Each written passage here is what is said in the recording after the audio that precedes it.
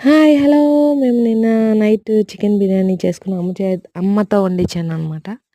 పుల్లల పొయ్యి అన్నీ అరేంజ్డ్ అన్నీ మనమే. నేను రైస్ 3 గ్లాసులు నానబెట్టుకున్నాం. మన బిర్యానీకి కావాల్సిన పుదీనా, కొత్తిమీర, పచ్చిమిర్చి, ఉల్లిపాయలు, ఆకు, దినుసులన్నీ రెడీ చేసా.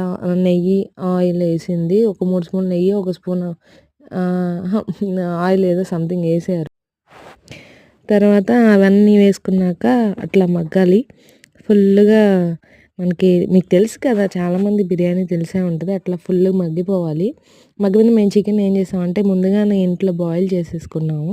అంటే దాంట్లో కొంచెం అల్లం వెల్లుల్లి పేస్టు, కొంచెం ఉప్పు, కొంచెం కారం వేసి మమ్మీ ఇంట్లోనే అది బాయిల్ చేసేసింది. అంటే కొంచెం బిర్యానీలోకి ఇంకా మెత్తగా వస్తదనమాట ముక్క.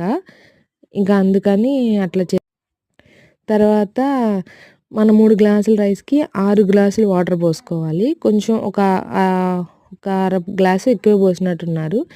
అవి బాగా వాటర్ మసిలిన తర్వాత రైస్ ఏసుకొని నానబెట్టిన బియ్యం ఉన్నాయి కదా! అవి వేసేసారనమాట. అవి వేసిన తర్వాత నేనేం చేశానంటే ఇక మంట ఎలుగుతుంది కదా! కట్టెల పొయ్యి దాన్ని బయటకి తీసేసి కొంచెం సెగ మీద అట్లా ఒక 15 నిమిషాలు వదిలేసాం.